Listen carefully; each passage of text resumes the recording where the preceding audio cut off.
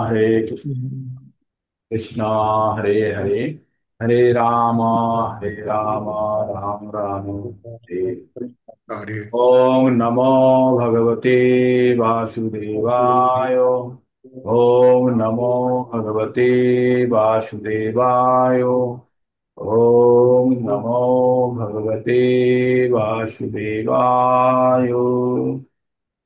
তো আমরা প্রতিদিনের ন্যায় ভগবদ গীতার ক্লাস আমরা শুরু করছি। ভগবদ গীতা ভগবানের মুখনিসৃত বাণী। আর ভগবানের বাণী আর ভগবানের মধ্যে যেমন কোনো পার্থক্য নেই, তেমনি ভগবদ গীতা গ্রন্থে আর ভগবানের বাণীর মধ্যে পার্থক্য নেই। তাই আমরা ভগবদ গীতাকে আমরা স্বয়ং ভগবানকে গ্রন্থরূপে আমরা জানবো এবং প্রকৃত শ্রদ্ধা তার করবো, কোনো অবস্থাতে যেন তার অশ্রদ্ধা বা অসম্মান না হয়। ভগবান কুরুক্ষেত্রে যুদ্ধক্ষেত্রে অর্জুনকে এই জ্ঞান দিয়েছেন। কি জ্ঞান দিয়েছেন? এই গোপন জ্ঞান দিয়েছেন। এটি গোপন কেন বলা হয়? কারণ এটা সকলের পাওয়ার বাইরে। এমন নয় যে এটা লুকিয়ে রাখা আছে, কিন্তু এটা লুকিয়ে রাখা নেই, এটি সকলের সামনে রাখা আছে, কিন্তু সকলের দ্বারা এটা সম্ভব নেই। ভগবান সকলকে সেই অ্যাক্সেস দেয়নি বা সেই সুবিধা দেয়নি যে সবাই এর থেকে সেই জ্ঞানটি অর্জন করতে পারে। এটি একটি শক্ত খোলসের মধ্যে রাখা আছে। সেই খোলসটা কি? সেটি হচ্ছে কর্মযোগের 1 থেকে 6 নম্বর অধ্যায়ের খোলস। তাই প্রথমেই ভগবদ গীতা যারা পঠন করতে চায় তারা প্রথমেই এই খোলস দেখেই সরে যাবে, যাদের মধ্যে প্রকৃত শ্রদ্ধা নেই।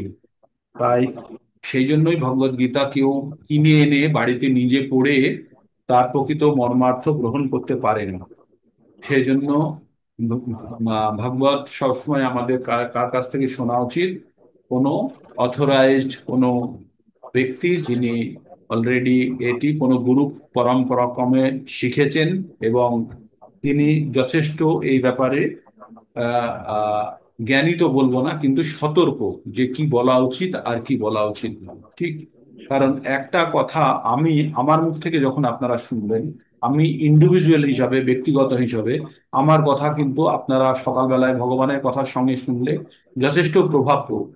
তাই কোনো অবস্থাতেই, মানে আমি আমার দায়িত্ব হিসাবে আমি বলি যে আমার বইয়ের বাইরে বা গ্রন্থের বাইরে যেগুলি আছে সেগুলো কোনো অবস্থাতেই আমার বলা উচিত হবে না। এবং আমি সেটা সতর্কভাবে সেটা আমি সব সময় মেনটেন করার চেষ্টা করি। যদি ভুলক্রমেও কোনো কিছু অসতর্কতার কারণে বা আমার ভ্রান্তির কারণে বেরিয়ে যায়, তো সেগুলো আমি আমার গুরুদেবের কাছে বা প্রভুপাদের কাছে আমি প্রার্থনা করি যেন সেগুলো তুমি আমাকে ক্ষমা দৃষ্টিতে দেখেন এবং সেগুলো যেন আপনাদের মনের মধ্যে না না প্রবেশ করে। ঠিক। তো আমাদের প্রত্যেকটা মুহূর্তে আমরা যখনই ভগবদ গীতার যে কোনো পাঠক্রমের মধ্যে থাকবো, সেই সময় আমাদের সব সময়তে একটা জায়গার উপরে আমাদের খুব ভরসা করতে হবে, সেটা হচ্ছে গুরু কৃপা। এটা এমন একটা জিনিস যে ভগবত শিক্ষা গুরুর কৃপা ছাড়া কখনোই সম্ভব নয়। তাই আমরা সবসময় আমরা গুরুদেবকে, ভগবানকে সবসময় স্মরণ করি, যাতে তার কৃপা আমাদের উপরে বর্ষায় এবং আমরা সেই গ্রন্থের প্রকৃত অর্থ যেটা সেটা যেন গ্রহণ করতে পারি। দেখুন, বিভিন্ন ব্যক্তি বিভিন্ন রকমের এর গ্রন্থের মর্মার্থ বার করার চেষ্টা করবে, কিন্তু আমরা প্রকৃত অর্থ আমরা যেন শিখতে পারি, সেটাই আমাদের একমাত্র উদ্দেশ্য। তো সেই জন্য আমরা প্রকৃত অর্থ শেখার জন্য আমরা যে গ্রন্থটা ফলো করি সেই গ্রন্থটির নাম হচ্ছে যথাযথ। যেভাবে ভগবান বলেছে সেইভাবেই এখানে প্রস্তুত করা হয়েছে, তাই গ্রন্থটির নাম যথাযথ। যাদের কাছে যথাযথ নেই তারা এই গ্রন্থটি একবার সংগ্রহ করার চেষ্টা করবেন, যেটা ইসকনের থেকে পাওয়া যায়। এই গ্রন্থটি মানে পৃথিবীতে যতগুলো ভগবদ গীতা আছে, ভগবদ গীতার শ্লোকগুলি সব একই, অর্থও একই, কিন্তু তার তাৎপর্য বিশ্লেষণটার মধ্যে একটু 19-20 পার্থক্য হতে পারে। কারণ আহ যে যিনি তাৎপর্য দিয়েছেন, যে আচার্য তাৎপর্য দিয়েছেন, তার কিছুটা মানসিকতার উপরেও নির্ভর করে। ঠিক আছে, বা তার বোঝার উপরেও মানসিকতা করে। তবে প্রভুপাদ এখানে যেটা তিনি চেষ্টা করেছেন, ভগবদ গীতার যে অর্থ, একমাত্র অর্থ হচ্ছে যে সকলকে ভগবত ভক্তি পাওয়ানোর, সেই জন্য তিনি প্রথম থেকেই চেষ্টা করেছেন। কারণ প্রথম অধ্যায় থেকেই ভগবানের যে প্রতি ভক্তি জাগ্রত করা, সেই বিষয়টির প্রতি প্রভুপাদ প্রচন্ড জোর দিয়েছেন, এবং আমরাও সেই পদ্ধতি ফলো করছি। ভগবদ গীতা অর্থাৎ আমরা ভগবদ গীতার যে জায়গাটাকে সব থেকে বেশি আমরা গ্রহণ করতে উৎসুক, সেটা হচ্ছে গোপন অংশ। আর ভগবদ গীতার গোপন অংশটা কি? ভগবত ভক্তি। আর সেটি কোথায় আছে? সমস্ত ভগবদ গীতাতেই আছে, কিন্তু এক জায়গাতে বেশি আছে, সেটা হচ্ছে 7 থেকে 12 নম্বর, এবং তার পরবর্তী জায়গাতে ভগবত ভক্তি কিভাবে করতে হয় এবং ভগবত ভক্তি কিভাবে আরো সুদৃঢ় হবে সেটার ব্যাপারে কথা বলা হয়। তো ভগবত গীতা থেকে আমরা 5টি বিষয় সম্বন্ধে জানতে পারি। প্রথম বিষয়টি হচ্ছে ঈশ্বর, দ্বিতীয়টি হচ্ছে জীব, তৃতীয় হচ্ছে প্রকৃতি, চতুর্থ হচ্ছে সময় বা কাল, আর পঞ্চম হচ্ছে কর্ম। এই কর্মই নির্ধারণ করে যে আমাদের পরবর্তী জীবনের আমাদের অবস্থা কি হবে। যেমনটা আমাদের পূর্ববর্তী জীবনের কর্ম আমাদের বর্তমান জীবন দিয়ে রেখেছে। রামুর কথা বলি, রাম ক্লাস 7-এর ছাত্র ছিল, তার 47 রোল নাম্বার ছিল, ক্লাস 6-এর ফাইনাল পরীক্ষার বা 6-এর রেজাল্টের উপরে তার 7-এর রোল নাম্বার হয়েছিল। সেইরূপ আমাদের বর্তমান অবস্থা আমাদের পূর্ববর্তী জীবনের সুকর্ম কুকর্ম যে ধরনের কর্ম করেছি তারই ফলস্বরূপ বর্তমান জীবন। এবং বর্তমান জীবনের আমাদের যে বর্তমান অবস্থা আছে তার কোনো পরিবর্তন হবে না। পরিবর্তন হলে আমাদের পরবর্তী জীবনে জন্ম জন্মান্তর বাদ অনুযায়ী আমাদের পরিবর্তন হবে। তাই আমাদের সবসময় মনে রাখতে হবে যে আগের জীবনে হয়তো আমরা অনেক ভালো কাজ করেছি, সেই জন্য আজকে আমরা ভগবদ গীতা জ্ঞান পাওয়ার যোগ্য হিসাবে আমরা পরিগণিত হয়েছি। কিন্তু পূর্ববর্তী জীবনে আমরা যদি এই জ্ঞান সম্পূর্ণরূপে পেয়ে থাকতাম এবং যদি ভগবানকে শেষ আহ অন্তিম সময়ে যদি স্মরণ করতে পারতাম, তাহলে আমাদেরকে এই মনুষ্য জীবন ধারণ করতে হতো না। অবশ্য এর মধ্যে কেউ যদি আমাদেরকে উদ্ধার করার জন্য যারা জন্মগ্রহণ করেছেন তাদের কথা আলাদা। যারা আহ ঋষি মনীষী বা যারা খুব বড় বড় আচার্য যারা জন্মগ্রহণ করেন এই আমাদের মতো পতিত জীবকে উদ্ধার করার জন্য, ঠিক, তাদের কথা আলাদা। তারা গুরু মহারাজ, তারা বারবার জন্মগ্রহণ করেন, তারা তাদের নিজের ইন্দ্রিয় তৃপ্তির জন্য নয়, তারা ভগবানের ইন্দ্রিয় তৃপ্তি। ভগবানের ইন্দ্রিয় তৃপ্তি কিভাবে হয়? যখন ভগবানের নাম গুণ গান যখন প্রচার করা হয় তখন ভগবান অত্যন্ত খুশি হন। আর সেই কাজের জন্য তারা নিয়োজিত আছেন। তারা আমাদের গুরু মহারাজ এবং গুরুবর্গ যারা প্রচারক বর্গ আছে তারা। তো আমরা যেহেতু ভগবানের অংশ, তাই আমাদের মধ্যেও ভগবানের অনেকগুলো কোয়ালিটি আমাদের মধ্যে ছোট ছোট ভাবে রয়ে যায়। সেই কোয়ালিটি গুলোর কারণেই আমরা কখনো কখনো আমরা অন্যদিকে পথভ্রষ্ট হয়ে যাই। আমরা স্বতন্ত্র হয়ে কাজ করতে চেষ্টা করি, বা আমরা স্বতন্ত্রভাবে ভোগ করার ইচ্ছা করি। আমাদের মধ্যে যে প্রেম, সতত প্রেম ভগবানের সঙ্গে হওয়া উচিত, সেই প্রেম বিকৃত রূপে কাম রূপে বহিঃপ্রকাশ ঘটে যে আমাদের বাহ্যিক পৃথিবীতে।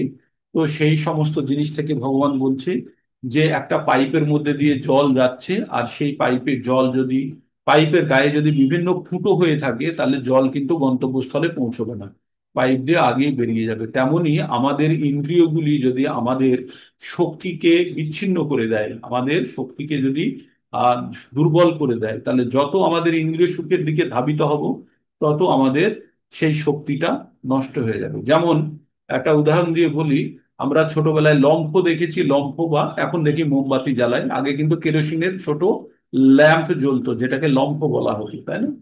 তো আমরা কাছে থেকে ফুঁ দিয়ে নিভে যায়, তাই না? কাছে থেকে ফুঁ দিলে নিভে যায়, দূরে রেখে ফুঁ দিলে তখন আর নেভে না। দূরে থেকে ফুঁ দিলে কারণ আমাদের ফুঁ ওইখান থেকে বিভক্ত হয়ে যায় চারিদিকে, সেটা গিয়ে পৌঁছয় না, সেজন্য তখন নেভে না। কিন্তু যদি আবার একটা ফুৎকল দিয়ে বা কোনো একটা জিনিস দিয়ে, চোং টাইপের ছিল না ছোটবেলায় মায়েরা যেটা দিয়ে উনানে ফুঁক দিতেন, দিয়ে ধোঁয়া সরিয়ে দিতেন, সেরকম একটা চোং টাইপের কিছু দিয়ে যদি ফুঁ দিন, তাহলে কিন্তু আবার ওই ল্যাম্পটা বা লম্পটা নিভে যাবে, কারণ ফু এ বিভক্ত হলো না, পুরোটা গেল।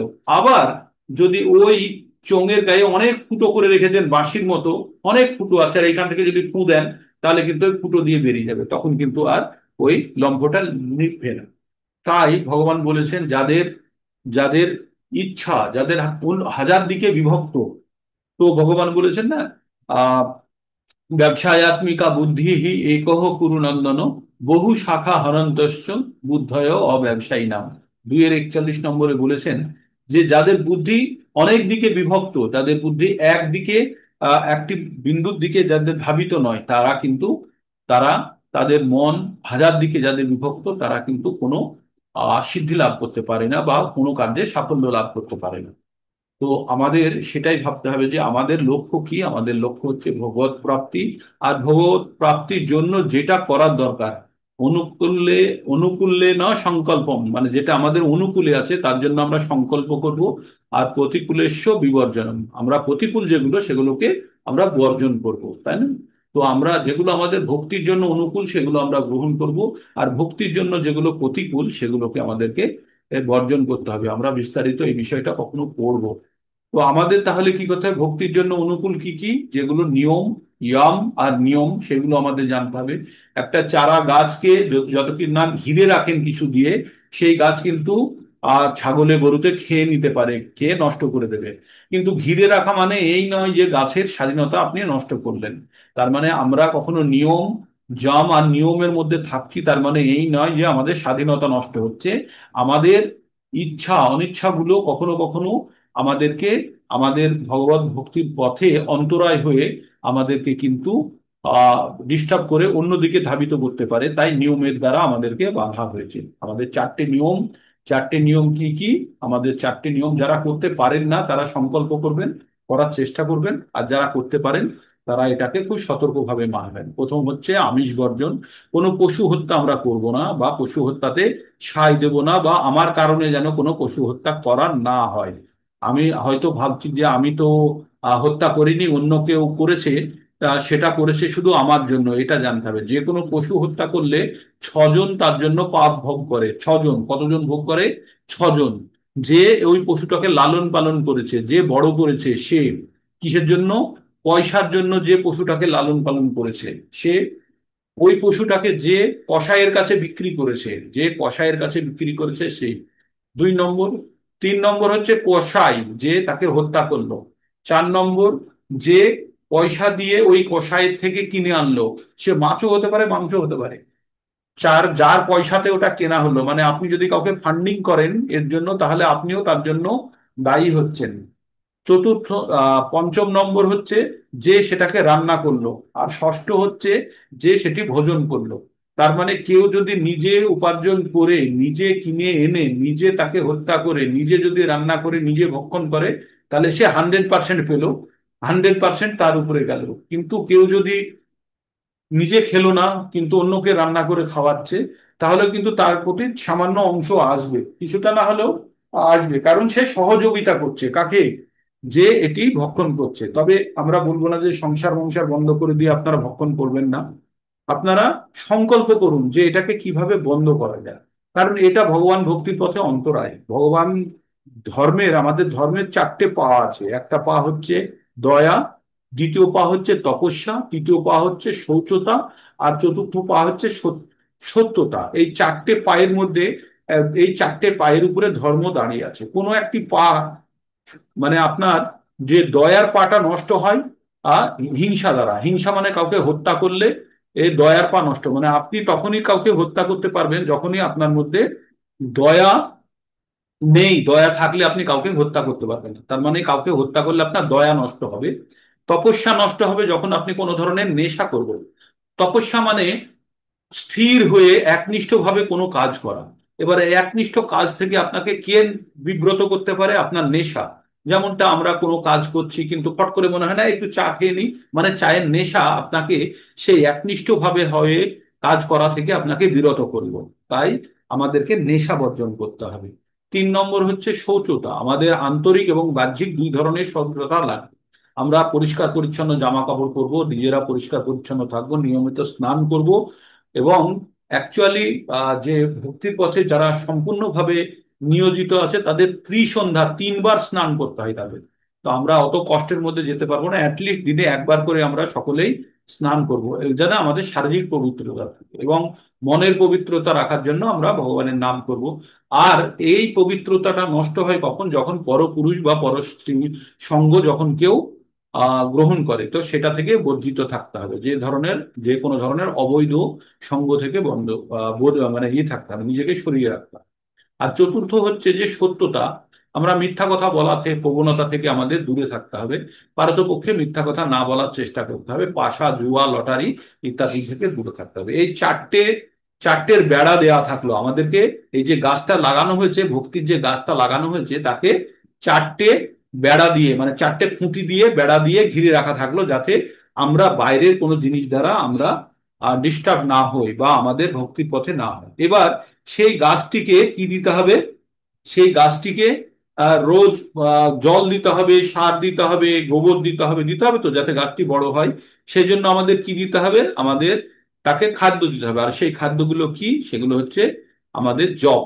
আমরা প্রতিদিন নিয়মিত জপ করব, সেটি হচ্ছে আমাদের ভক্তির খাদ্য। আর ভক্তির গাছটি যাতে বাইরে থেকে আক্রমণে নষ্ট না হয়ে যায়, সেই জন্য ওই চারটে বেড়া। ঠিক আছে? তো এই জিনিসটা আমরা বুঝলাম। তাহলে আমরা ভগবদ গীতা পড়ছি, ভগবদ গীতা ভগবানের উপনিষৃত বাণী। এখান থেকে আমরা তিনটে অংশে ভাগ করা হয়েছে। প্রথম তিনটে অংশ কি? প্রথম তিনটে অংশ হচ্ছে আপনার প্রথম তিনটে অংশ হচ্ছে কর্মযোগ, তারপরের অংশটি হচ্ছে ভক্তিযোগ, আর তারপরের অংশটি হচ্ছে জ্ঞান যোগ। 1 থেকে 6, 7 থেকে 12, আর 13 থেকে 18 আমরা ভক্তিযোগের আহ পরেই আমরা জ্ঞান যোগের মধ্যে প্রবেশ করেছি। জ্ঞান যোগের আমরা তিনটে অধ্যায় শেষও করে ফেলেছি, 13, 14 এবং 15। আমরা এবার প্রবেশ করব 16 নম্বর অধ্যায়। তাই তো প্রভু? তাই তো? শেষ হয়ে গেছে তো? 15 নম্বর কালকে শেষ হয়ে গেছে, তো 15 নম্বরে ভগব ষোলো আহ ষোলো থেকে ষোলো থেকে 16 হবে। থেকে শুরু। আজ 16 থেকে শুরু হবে। তো আমাদের মধ্যে ভগবান এবার এই চ্যাপ্টারের অধ্যায়ের নাম কি? দৈবী দৈবা অসুর সম্পদ বিভাগ জয়।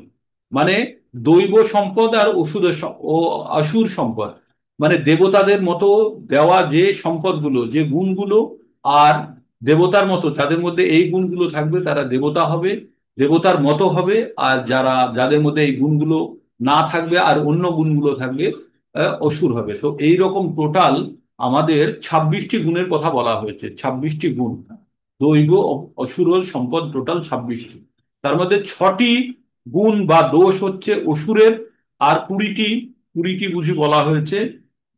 নটা, নটা, 6টা, 9 আর 6 15, আর 3, 15 আর 3 18, আর 1 19টার 6টা আছে, 19টার 6টা সম্ভবত আছে।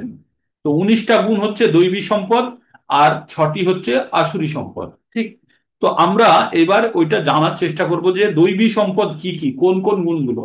এবার দৈবী সম্পদকে আমি আগে বলে দিচ্ছি, এই জন্য তাহলে আপনাদের বুঝতে সুবিধা হবে। দৈবী সম্পদকে এক মিনিট। দৈবী সম্পদকে দুটো ভাগে ভাগ করা হয়েছে। একটা হচ্ছে দৈবী সম্পদকে দুটো ভাগে ভাগ করা হয়েছে। দৈবী সম্পদকে কি ভাগে ভাগ করা হয়েছে? চারটে ভাগে ভাগ করা হয়েছে দৈবী সম্পদকে। কিভাবে চারটে ভাগ? আমাদের সমাজে কি কি আছে? ব্রাহ্মণ, ক্ষত্রিয়, বৈশ্য, শূদ্র। আর চারটে ভাগ কি হচ্ছে? ব্রহ্মচর্য, গার্হস্থ্য, বানপ্রস্থ, সন্ন্যাস। টোটাল হচ্ছে 8টি ভাগ। তাহলে সকলের মধ্যে সব গুণগুলো থাকবে না, কিন্তু যে যে বর্ণে আছে তার কাছে যেন সেই গুণগুলো থাকে অন্তত, কমপক্ষে। ঠিক? এই জিনিসটা আমাদের জানতে হবে। এই জিনিসটা এখানে ভাগ করে দেওয়া নেই, কিন্তু আমি ভাগ করে এই জন্য বললাম যে বুঝতে সুবিধা হবে। যেমনটা আমাদের উম, আমাদের মধ্যে যে আহ হরে কৃষ্ণ, হরে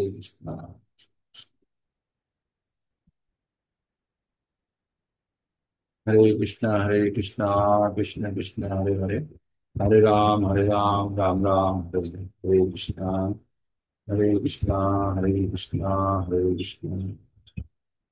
তো আমাদের এই যে গুণগুলো পড়বো এবং এগুলো কার গুণ সেগুলো আমাদের বুঝতে হবে। ঠিক আছে?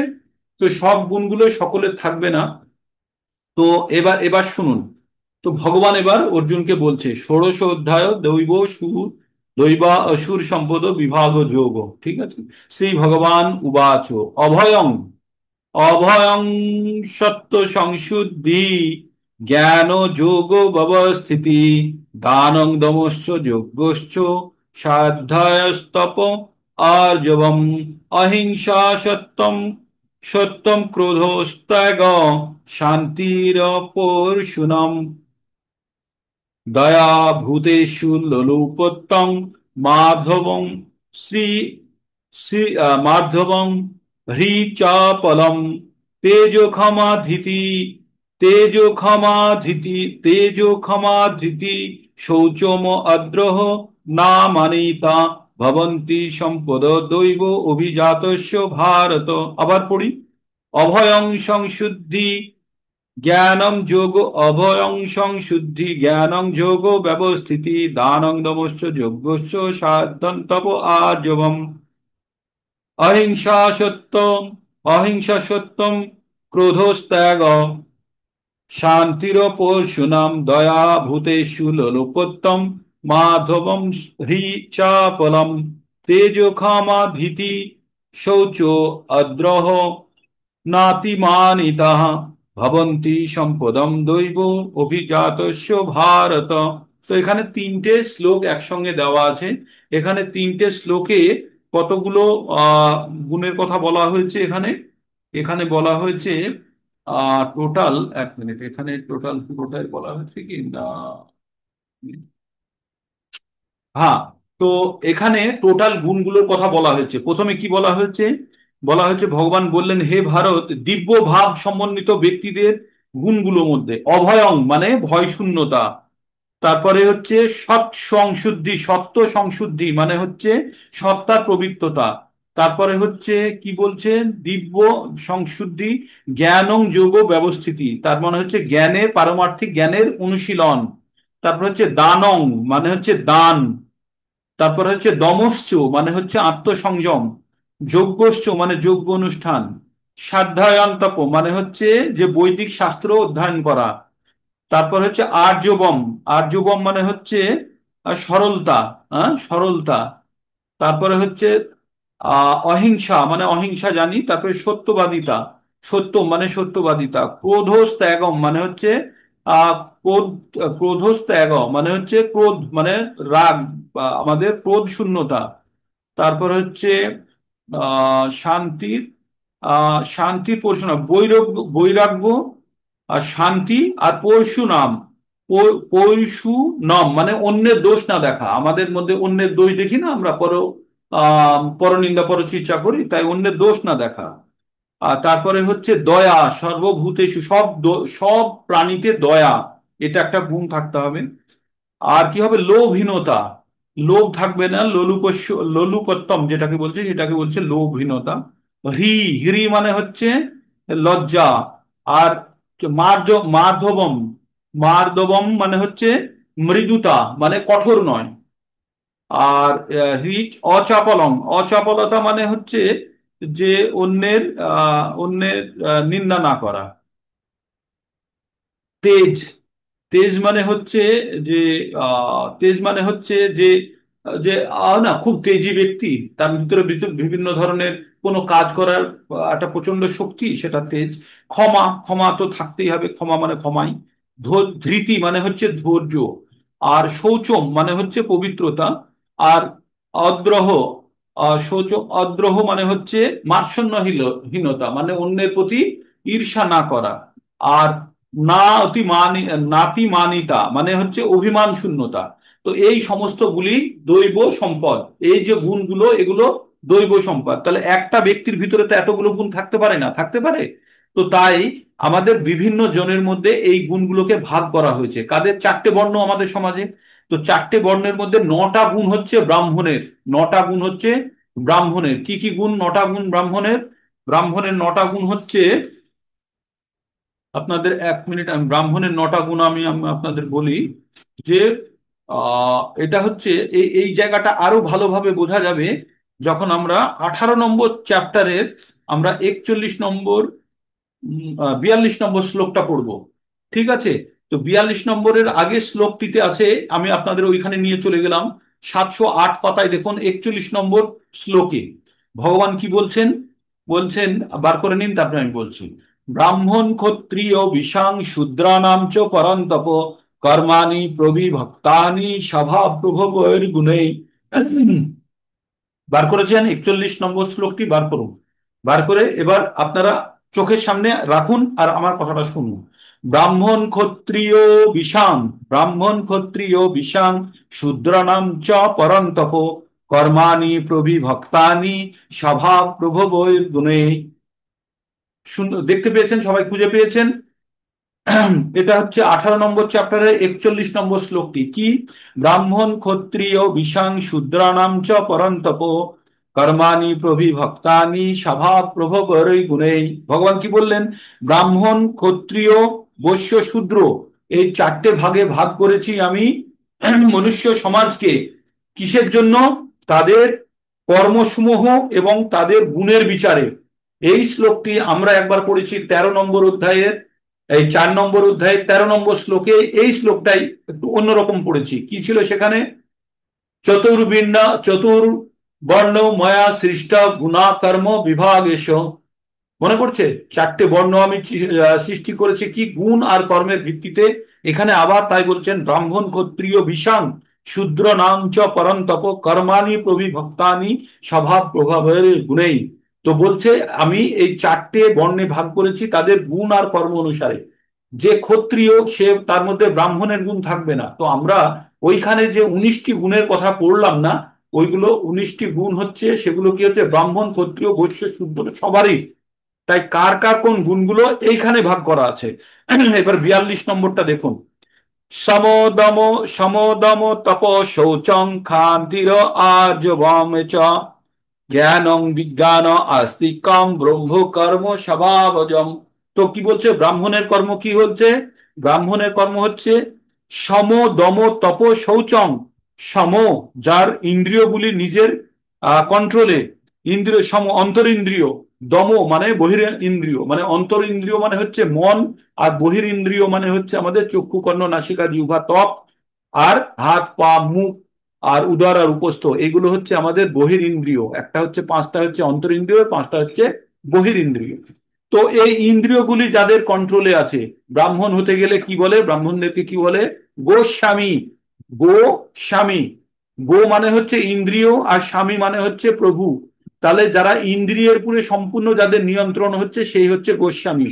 আর প্রত্যেকটা ব্রাহ্মণ হতে গেলে তাদের প্রত্যেকের ইন্দ্রিয়ের উপরে সম্পূর্ণ কন্ট্রোল থাকতে হবে। তাই আমরা যারা আমাদের গুরু মহারাজ বা আমরা যাদেরকে বলি, তাদেরকে আমরা স্বামী বা গোস্বামী বলি, কারণ তাদের ইন্দ্রিয়গুলি, সমস্ত ইন্দ্রিয়গুলি সম্পূর্ণভাবে তাদের কন্ট্রোলে। ঠিক? তো যারা ইন্দ্রিয়কে কন্ট্রোল করতে পারেনি তারা কখনো গুরু মহারাজ হতে পারবে না। তাই তাদের ইন্দ্রিয়গুলি সম্পূর্ণ কন্ট্রোলে। তাই যে গোস্বামী, আমাদের ব্রাহ্মণ সমাজের যে ব্রাহ্মণদের যাদের পদবী হয়, তারা প্রথমত প্রথম অবস্থায় তারা কিন্তু সম্পূর্ণরূপে তাদের আহ যে ইন্দ্রিয়গুলি তাদের সম্পূর্ণ নিয়ন্ত্রণে ছিল। এখন আমাদের সমাজ ব্যবস্থার মধ্যে পরিবর্তন হওয়ার জন্য ব্রাহ্মণের মধ্যে ব্রাহ্মণত্ব কম হয়ে গেছে। আগে যদি কোনো ব্রাহ্মণ কাউকে যদি কোনো অভিশাপ দিতেন তাহলে সম্পূর্ণরূপে ফলতো। সেটা আমরা দেখেছি যে রাজা পরীক্ষিত মহারাজকে শৃঙ্গা ঋষি পুত্র নিয়ে, ব্রাহ্মণ পুত্র নিয়ে আশীর্বাদ দিয়েছিল, 7 দিনের মধ্যে তোমার মৃত্যু হবে সর্পে, সর্পঘাতে, সর্পাঘাতে। আর সেটা হয়েও ছিল। কিন্তু এখনকার দিনে যেহেতু ব্রাহ্মণের মধ্যে ব্রাহ্মণত্ব কম হয়ে গেছে, নেই তা না, কিছুটা হলে আছে, কম হয়ে গেছে, সেই জন্য তাদের কথাগুলির অভিশাপগুলো সম্পূর্ণরূপে কাজ করে না। তাহলে ব্রাহ্মণের ধর্ম কি, কাজ কি? তাদের কি থাকবে? সম, তাদের ইন্দ্রিয়গুলি নিয়ন্ত্রণে থাকবে, অন্তর ইন্দ্রিয় এবং বহির ইন্দ্রিয়। দম, আচ্ছা, তারপরে তপস্যা করবে। তারা কি করবে? তপস্যা করবে। তারা কোথাও চাকরি করতে যাবে না। তারা কি করবে? তারা পবিত্র থাকবে। তারা শান্তি, তারা সহিষ্ণু হবে। সরলতা তাদের বাইরে আর ভিতরে একই রকম থাকবে। এবং জ্ঞানম, তাদের কাছে জ্ঞান থাকবে। কি জ্ঞান থাকবে? শাস্ত্রীয় জ্ঞান থাকবে। আর কি? বিজ্ঞানম, বিজ্ঞানম মানে হচ্ছে তাদের ব্যবহারিক জ্ঞান। এমন নাকি থিওরিটিক্যাল জ্ঞান থাকবে, তাদের ব্যবহারিক জ্ঞানও থাকবে। আর আস্তিক্যম, তারা ধর্মপরায়ণ হবে।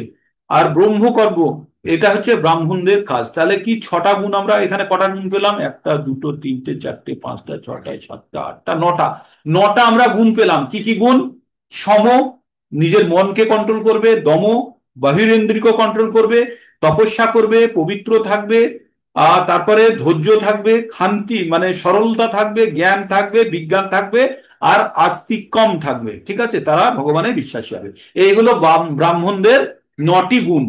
বুঝতে পারলেন? মনে থাকলো? আমরা ওইখানে ফিরবো, আগে এই জায়গাটা বুঝে নিই। তাহলে ব্রাহ্মণদের 9টা গুণ কি কি হলো? প্রথম গুণ হলো যে দম তম। এই শ্লোকটা যদি মুখস্থ থাকে তাহলেই সবগুলো জেনে যাবেন। সম দম তপ শৌচং শান্তি আর্য ময়ম চ জ্ঞানং বিজ্ঞানম আস্তিকম ব্রহ্ম কর্ম স্বভাবজম সমোদম তপো শৌচং ক্ষান্তির আর্জবম এবচ জ্ঞানম বিজ্ঞানম আস্তিকম ব্রহ্ম কর্ম স্বভাবজম। তো তাহলে কি হলো, তাদের নটি গুণ কি হলো? সম, দম, তপ, শৌচম, ক্ষান্তি, আর আর্জবম মানে সরলতা, জ্ঞান বিজ্ঞান, আর আস্তিকম মানে আস্তিক্য মানে আস্তিক হবে, তারা ভগবানে বিশ্বাসী হবে। এটা গেল ব্রাহ্মণের নটা গুণ। তারপরে এবার আমরা ক্ষত্রিয় ছটা গুণ পড়বো। এই গুণগুলো ক্ষত্রিয়র মধ্যে থাকতে হবে এমন কোনো কথা নেই। ক্ষত্রিয়র মধ্যে ক্ষত্রিয় গুণগুলো থাকলেই হবে। কি কি গুণ? শৌচ, শৌর্যং তেজ ধীতির দাক্ষং যুদ্ধে চ অপলায়নম দানম ঈশ্বর ভাবস্য ক্ষাত্রং কর্ম স্বভাবজম। তাহলে ক্ষত্রিয়র মধ্যে কি কি গুণগুলো থাকবে? শৌর্যং মানে তার পরাক্রম থাকবে, তেজ তার মধ্যে তেজ থাকবে, ধৃতি মানে ধৈর্য, দাক্ষম মানে কর্মে দক্ষতা, তারা এক্সপার্ট হবে কাজ করতে। আর কি থাকবে? দানম তাদের দান করার একটা ইচ্ছা থাকবে, দান করার প্রবণতা থাকবে। ঈশ্বর ভাবস্য তারা ঈশ্বরে বিশ্বাসী হবে। আর কি হবে?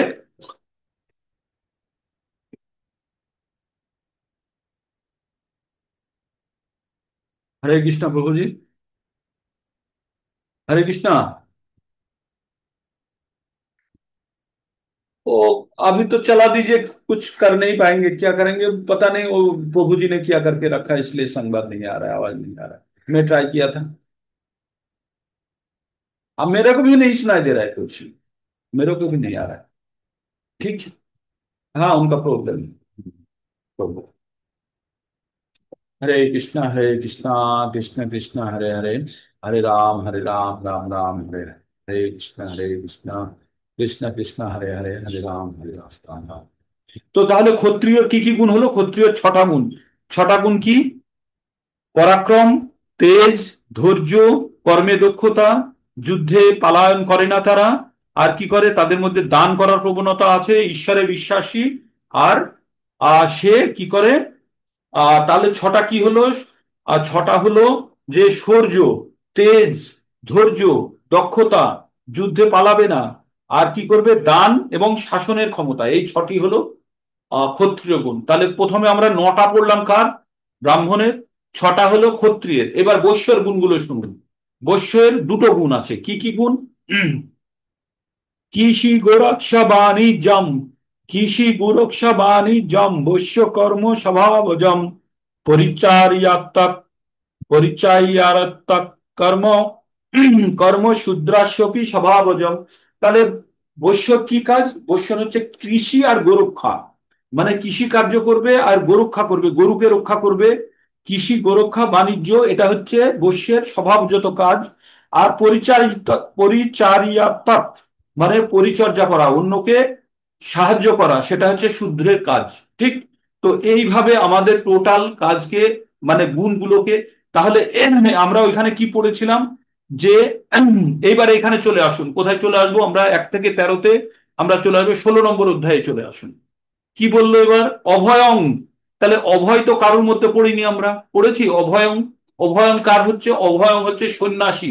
এবার চারটে, এটা গেল আমাদের চারটে বর্ণে ভাগ করা হলো, আমাদের সোসাইটিকে চারটে বর্ণে ভাগ করা হয়েছে। ঠিক। এবার আমরা ভাগ করছি চারটে আশ্রমে। চারটে আশ্রম কি? চারটে আশ্রম হচ্ছে, চারটে আশ্রম কি কি আছে? চারটে আশ্রম হচ্ছে ব্রহ্মচর্য, ব্রহ্মচর্য, ব্রহ্মচর্য যখন থাকবে সেই আশ্রম। হরে কৃষ্ণ। কেউ কিছু বলছেন? ব্রহ্মচর্য, ব্রহ্মচর্য যখন আশ্রমে থাকবে তখন তার একমাত্র কাজ হচ্ছে অধ্যয়ন করা। তার একমাত্র কাজ হচ্ছে অধ্যয়ন করা, আর ব্রহ্মচর্য পালন করা, আর অধ্যয়ন করা হচ্ছে তার কাজ, ব্রহ্মচর্য। গার্হস্থ আশ্রমে যে থাকবে তার কাজ কি হচ্ছে? সে তার পরিবারকে রক্ষা করবে, সে অর্থ উপার্জন করবে, এবং তার কাজ হচ্ছে দান করা। তার কাজ হচ্ছে দান করা যখন গার্হস্থ আশ্রমে থাকবে। তারপরে সন্ন্যাস যখন আশ্রমে থাকবে তখন কি করবে? সে সবকিছু ত্যাগই থাকবে সে। হম। ব্রহ্মচর্য বানপ্রস্থ যখন থাকবে সে কি করবে? সে সংসারে যুক্ত থাকবে, কিন্তু সংসারে পরবর্তী জেনারেশনকে সংসারটা হ্যান্ড ওভার করে দিয়ে সে নিষ্ক্রিয় ভাবে থাকবে, থাকবে সংসারে কিন্তু নিষ্ক্রিয় ভাবে থাকবে। আর সন্ন্যাসী মানে সবকিছু সে ত্যাগ করে সে কি করবে, সে ভগবানের আরাধনায় সম্পূর্ণভাবে মগ্ন থাকবে। এটা হচ্ছে আমাদের চারটে আশ্রম। আর আর আগে কি পড়েছি আমরা, চারটে বর্ণ। তো এবার কমন হতে পারে, কেউ কোনো বর্ণের মধ্যে আশ্রমেও আছে আবার গৃহেও আছে। তাহলে এইগুলো সবগুলো মিশিয়ে এখানে করেছে। এবার আমরা পড়বো, এবার শুনুন। এবার গুণগুলোকে আপনারা ভাগ করার চেষ্টা করবেন। আমি আপনাদের একটা চার্ট দিয়ে দেবো, ঠিক আছে? তা তাহলে আপনাদের বুঝতে খুব সুবিধা হবে। আমি একটা চার্ট দিয়ে দেবো। আবার এইবার শ্লোকটা আবার পড়ছি, শুনুন। অভয়ং সংশুদ্ধি। অভয়ং, অভয়ং কার গুণ? এটা হচ্ছে সন্ন্যাসীর গুণ। অভয়ং, তার কোনো ভয় থাকলে হবে না। ভয় কার পরে? সে ভরসা কার উপর করে? ভগবানের উপরে করে, যে তার মনের মধ্যে আছে যে কোনো অবস্থাতে ভগবান তাকে রক্ষা করবে। তাই কি বলছেন?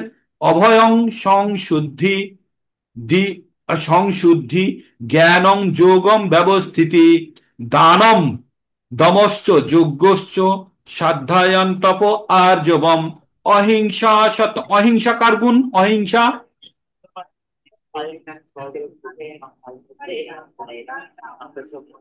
অহিংসা কার গুণ? অহিংসা, অহিংসা হচ্ছে ব্রাহ্মণের গুণ। কিন্তু এখানে অহিংসা ব্রাহ্মণের গুণ। ব্রাহ্মণ কখনো হিংসা করতে পারে না, কিন্তু ক্ষত্রিয় হিংসা করতে পারে।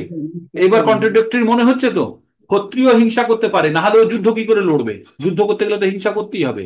কিন্তু তার উদ্দেশ্যটা কি? ও নিজের নিজের আত্মশুদ্ধির জন্য করছে না, ও করছে সোসাইটির জন্য।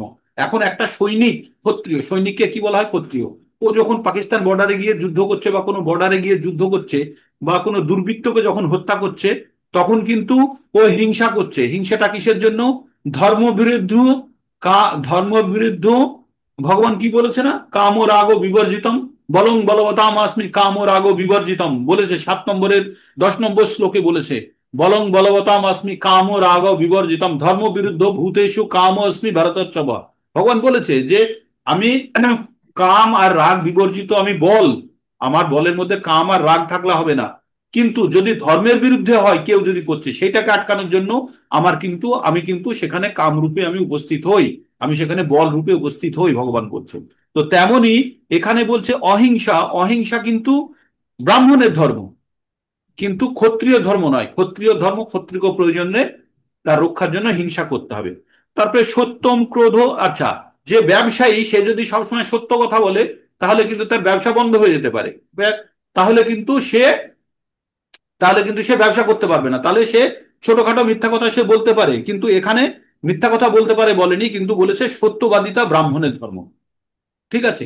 অন্যদের ধর্ম কিনা সে কথা বলেনি, অন্যরা ফলো করে সে নিজেকে যদি ব্রাহ্মণ স্তরে উন্নত করতে পারে করতে। তো এখানে উদ্দেশ্য তো তাই, সকলকে প্রথমে শতগুণে আনা। তাহলে ব্রাহ্মণ যে সব সময় শতগুণে থাকবে। ক্ষত্রিয় কি গুণে থাকবে? ক্ষত্রিয় থাকবে কিছুটা শতগুণ, কিছুটা রজগুণ। যে বৈশ্য কি থাকবে? সে থাকবে রজগুণ এবং তমগুণ। আর যে শূদ্র সে সবসময় তমগুণে থাকবে।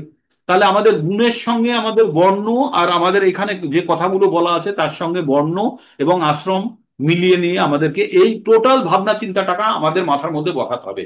কার কি গুণ, কে কি আশ্রমে আছে, আর কে কি, কার কি গুণ, কে কি আশ্রমে আছে, আর কে কি অবস্থায় আছে, কে কি পালন করবে, সেটা এখানে বলা আছে। তারপর আবার বলি, অভয়ং সত্য সংশুদ্ধি, জ্ঞানং যোগ ব্যবস্থিতি, দানং দমস্য যজ্ঞস্য, সায়দ্ধং তপ আজবম, অহিংসা সত্যম ক্রোধ ত্যাগ, শান্তির পরশুনাম, দয়া ভূতেষু লোলুপোত্তং, মাধ মাধবম হ্রিচাপলম, তেজো ক্ষমা ধীতির শৌচম, অদ্রহ নাতিমানিতা, ভবন্তি সম্পদং দৈবী দৈবীম অভিজাতস্য ভারত। তো বললেন পরমেশ্বর ভগবান, বললেন হে ভারত, দিব্য ভাব সমন্বিত ব্যক্তিদের মধ্যে ভয় শূন্যতা, সত্তার পবিত্রতা, পারমার্থিক জ্ঞানের অনুশীলন, যোগ সাধন, দান, আত্মসংযম, যজ্ঞ অনুষ্ঠান, বৈদিক শাস্ত্র অধ্যয়ন, তপচর্যা, সরলতা, অহিংসা, সত্যবাদিতা, ক্রোধ শূন্যতা, বৈরাগ্য, শান্তি, অদর্শী,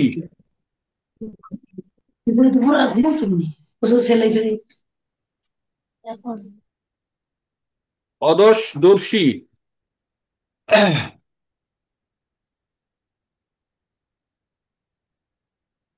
কোথায় গিয়ে হারিয়ে গেলাম। সরলতা, ক্রোধ শূন্যতা, বৈরাগ্য, শান্তি, অধৈর্যদর্শী, সমস্ত জীবে দয়া, লোভহীনতা, মৃদুতা, লজ্জা, অচপলতা, তেজ, ক্ষমা, ধৈর্য, শৌর্য, মাৎসর্যহীনতা, অভিশূন্যতা, এই সমস্ত গুণগুলি কি দৈবী স্বভাব। এবার এখানে বড় তাৎপর্য আছে, এই তাৎপর্যটা কিন্তু আমাদের পড়তে হবে এই জ্ঞানটি অর্জন করার জন্য। তো আজকে তো আর আমাদের সময় হবে, আজকে সময় হবে না। আর যদি আপনারা চান তাহলে কিন্তু আমি একটু টেনে বলে দিতে পারি, কিন্তু এই এই এই জায়গাটা আপনাদের সকলকে পরিষ্কার করে নিতে হবে। এই 16টি, এই যে টোটাল 19টি গুণ, এই 19টি গুণ আগে আমাদের বুঝে নিতে হবে কার কোন গুণটি, এবং আমরা কোন কোন গুণের পরিবর্তন ঘটিয়ে আমরা কোন স্তরে আমাদেরকে উন্নত করতে চাই। তবেই কিন্তু আমাদের অগ্রগতি হবে, না হলে আমাদের কিন্তু অগ্রগতি হবে না। আমাদের এই গুণগুলোর মধ্যে, আমরা যদি আমাদের মধ্যে উন্নতি সাধন চাই, তাহলে এই গুণগুলো আমাদেরকে আগে জানতে হবে, তারপরে কিভাবে উন্নতি হবে সেগুলো আমরা পরে চেষ্টা করব। তবে এই গুণগুলো আমাদের জানতে হবে। তাহলে আমরা ব্রাহ্মণের 9টা গুণ জেনেছি, ক্ষত্রিয়র 6টা গুণ জেনেছি, বৈশ্যর 3টে গুণ, আর শূদ্রের 1টা গুণ। টোটাল হয়েছে আমাদের কতগুলো? তাহলে হলো 20টি গুণ। এই 20টি গুণ এগুলো হচ্ছে দৈবী সম্পদ। তার মানে আপনি কখনো বৈশ্যর মধ্যে যে যে বৈশ্য যে বিজনেস করছে, সে কৃষি গোরক্ষা বাণিজ্য তার কাজ, তার কাছ থেকে আপনি শাস্ত্র অধ্যয়ন বা শাস্ত্রের জ্ঞান তার কাছ থেকে আপনি পেতে পারেন না। তার কাছ থেকে যুদ্ধে গিয়ে সে জয়লাভ করে আসবে, সেটা পেতে পারেন না। কিন্তু সে জানে কিভাবে ব্যবসা করে অর্থ উপার্জন করে দান করতে হয়, সে ব্যবসা করে টাকা উপার্জন করতে জানে, দান করতে জানে, ঠিক। তারপরে শূদ্র, সে কখনো কিন্তু শাস্ত্র অধ্যয়ন করার তার জ্ঞান নেই, তার মধ্যে সম দম তপ শৌচম, তার মধ্যে কিছুই নেই, পবিত্রতা নেই। কিন্তু তার মধ্যে একটা গুণ কি আছে? সে কারোর কাছ থেকে মান আশা করে না, অমানিতা। ওই যে আমরা পড়লাম না, না মানি, নাতি নাতি মানিতা লেখা আছে না, তার মানে ও কারোর থেকে সম্মান আশা করবে না, করার তার, সেটা হচ্ছে তার গুণ। কি? সে কারোর থেকে এসে সম্মান আশা করতে পারবে না, ঠিক, এটা হচ্ছে তার গুণ। তারপরে যেমন মনে করুন, ব্রহ্মচর্য যে আছে, সে কি করবে? শাস্ত্র অধ্যয়ন করবে, এবং সে কি করবে? সে আর কোনো জিনিসে তার মানে সে তার ধ্যান দেবে না, তার আর কোনো জিনিসের দিকে তার ধ্যান থাকবে না। সে প্রথমত সে শাস্ত্র অধ্যয়ন করে জ্ঞান অর্জন করবে। ব্রাহ্মণ যে যাবে, তার কাজ হচ্ছে সমাজকে চালনা করা। কি করবে? তাকে জ্ঞান দেবে সমাজকে, তার আগে নিজেকে উদাহরণস্বরূপ তৈরি করবে। নিজের অন্তরিন্দ্রিয়, বহিরেন্দ্রিয়, ধৈর্য, জ্ঞান, আস্তিকম সবগুলো তার মধ্যে তৈরি করবে, করে অহিংসা, সে সরলতা। সমাজকে জ্ঞান দেবে, ঠিক। আজকে এই পর্যন্ত থাকবে। এই চ্যাপ্টারটি বুঝতে গেলে এই জ্ঞানগুলো জানা খুব প্রয়োজন। তারপরে এবার অসুরের স্বভাব পড়বো। এগুলো সব দৈবী সম্পদ। এগুলো কি সম্পদ? দৈবী সম্পদ। তার মানে ব্রাহ্মণ, ক্ষত্রিয়, বৈশ্য, শূদ্র যারা আছে, তাদের মধ্যে সকলের মধ্যেই দৈবী সম্পদ আছে। কিন্তু যে সম্পদগুলো আমরা যেগুলো পরবর্তীতে পড়বো, সেগুলো হচ্ছে আসুরি সম্পদ। সেগুলো এই 4টে বর্ণের বা যারা ভালো মানুষ তাদের মধ্যে নেই, সেগুলো অসুরের মধ্যে আছে, সেগুলো আমরা পরবর্তীতে পড়বো। সুন্দর অধ্যায়। এই অধ্যায়ে যদি জ্ঞান অর্জন করি, তাহলে আমরা আমাদের নিজেদের কোয়ালিটি জেনে যাব, আমরা কোথায় আছি আর আমাদের কোথায় নিয়ে যেতে হবে নিজেকে, সেই জিনিসটা আমরা বুঝে যাব, ঠিক। তো এইটা আবার কালকে এই জায়গা থেকে আমাদের আলোচনা শুরু হবে। আপনাদের এটাকে সম্পূর্ণভাবে যতক্ষণ না পর্যন্ত আমি বোঝাতে পারবো, ততক্ষণ পর্যন্ত আমরা আগে আগাবো না, ঠিক, আগে যাব না। ঠিক আছে, ক্যামেরা অন করতে পারলে একবার ক্যামেরা অন করে দিন। এই এই জায়গাটা আপনাদের একটু খটোমটো লাগবে, পারলে আপনারা একটু পুস্তকটি পড়ুন, একটু সুবিধা হবে তাহলে। এই জ্ঞান মানে প্রত্যেকটা, এই যে আমাদের যে 20টি যে গুণ আছে, সেই গুণিটির সম্পদ আছে, সেটির প্রত্যেকটি বড়ভাবে ব্যাখ্যা করা আছে, হ্যাঁ? সেটি একবার পড়ার চেষ্টা করুন, কালকে একবার আবার ব্যাখ্যা করবো আমরা। ঠিক আছে। ক্যামেরা যারা অন করতে পারবেন একবার ক্যামেরা অন করুন। একটা স্ন্যাপ নিয়ে নিই, অ্যাটেন্ডেন্স হয়ে যাক। হরে কৃষ্ণ কৃষ্ণ কৃষ্ণ হরে হরে, হরে রাম রাম রাম হরে হরে, হরে কৃষ্ণ। ঠিক আছে, কারো কিছু বলার থাকলে বলুন, না হলে আমরা এখানে শেষ করি। কারোর যদি কিছু বলার থাকে আনমিউট করে বলতে পারেন। প্রভুজি, আ- বলুন। বলছি এই যে এই শ্লোকগুলো না এত হড়বড় করে না গিয়ে একটু ধীরে ধীরে যাওয়াটা মনে হয় শ্রেয় মনে করছি আমি আর কি। আমি তো এটা খুব থেমে থাকলাম। মারাত্মক জিনিস। আমরা 3টে শ্লোক নিয়ে আজকে আলোচনা হ্যাঁ, করেছি। মানে ওই যে আর আপনি বলছিলেন না যদি, হ্যাঁ, এটা না টেনে একটু ধীরে ধীরে করাটা একটু, মানে এমনিতেই তালগোল পাকিয়ে যাবে এত তাড়াতাড়ি। একটু ধীরে যাওয়াটা বেটার মনে আমি মনে করি, এবার অন্যান্যরা কিভাবে বুঝতে পারছি না। না না, কেউ আমার বুঝতে মাথায় পারছে আসতে না। দিচ্ছে না, আমি একটু না ধীরে না, বলো না, বুঝে যাবে। কেউই বুঝতে পারছে না। আজকে সকলকে সূচনা দিলাম, কালকে আবার ব্যাখ্যা করব আমি। আমি জানি আমি যেটা কেউ হ্যাঁ, বুঝতে পারবো না। আমিও প্রথমবারে হ্যাঁ, এই সম্পূর্ণভাবে গ্রহণ করতে পারিনি, তবে ধীরে ধীরে চেষ্টা করেছি এবং যতখানি সম্ভব হয়েছে গ্রহণ হয়েছে আমার দ্বারা। ঠিক আছে। তো সেই হ্যাঁ, জন্য আবার কালকে এটার ঠিক ব্যাখ্যা আছে। হবে, আপনাদের কালকে চার্ট দেখাবো, চার্ট। তাহলে আপনাদের হ্যাঁ, আরো জিনিসটা পরিষ্কার হবে। তার আগে আপনাদের হোমওয়ার্ক হচ্ছে আপনারা এই 3 পাতা পড়বেন আগে। ঠিক আছে। আর এই জায়গাটা জানা গেলে তবেই আমরা আচ্ছা ঠিক আছে, পরবর্তীতে হ্যাঁ। অগ্রসর হতে পারবো, না হলে যেতে পারবো না। ঠিক। একটু একটু তো ঢুকেছে মাথাতে না, কার কতগুলো গুণ, আর এই গুণগুলো সকলের জন্য হ্যাঁ, তার হ্যাঁ, মধ্যে হ্যাঁ। কোনটা থাকবে, আর কোন গুণ থেকে পরিবর্তন করে আমরা কোন দিকে যাব, সেগুলো আমাদেরকে আগে এগোতে হবে। কারণ প্রত্যেককে শতগুণে যেতে গেলে এই গুণগুলোর আমাদের কিভাবে পারমার্থিক উন্নতির জন্য এখন যেগুলো কাজগুলো করছেন, এখন যেগুলো কাজ করছি সেগুলো ব্রহ্মকার্য। ব্রহ্মকার্য মানে কি ব্রহ্ম কাজ? যে আমরা শাস্ত্রের অধ্যয়ন করছি, এটা ব্রাহ্মণের কাজ। ঠিক আছে। এটা ব্রাহ্মণের কাজ, শাস্ত্রের অধ্যয়ন, সেগুলো আপনারা করছেন, তা আপনারা গুণের পরিবর্তন ঘটাচ্ছেন নিজের মধ্যে। ঠিক। তো এগুলো আরো আমরা বিস্তারিত আলোচনা করব, কালকে করব পুরো। আজকে এখানেই থাক তাহলে। আর কারো হরে যদি কিছু কৃষ্ণ। বলা থাক। হরে কৃষ্ণ হরে মাতাজি, কৃষ্ণ। বলুন। হরে বলছি, কৃষ্ণ মাতাজি। দণ্ডবত প্রণাম। বলছি প্রণাম এই যে মাতাজি। গুণগুলো আমার হ্যাঁ মনে থাকছে না তো, এইগুলো হ্যাঁ, যদি একটু আপনি কালকে মানে। আমি চার্ট দিয়ে দেবো, কালকে চার্ট দিয়ে আচ্ছা, দেবো, আচ্ছা, কালকে চার্ট দিয়ে দেবো, আজকে চার্ট দিয়ে দেবো গ্রুপে, আপনারা চার্টে দেখবেন। ঠিক আছে। আচ্ছা, সুন্দর ঠিক করে আছে, বানিয়ে দিয়ে দেবো আমি চার্ট। ঠিক আছে। দেখলে একবার দেখলেই বুঝতে পারবেন। মনে থাকবে না, প্রথমত মনে থাকবে না, 2 3 বার 4 বার 5 বার 10 বার চেষ্টা করুন। ঠিক আছে। ঠিক আছে, হরে কৃষ্ণা। সকলকে দণ্ডবত প্রণাম।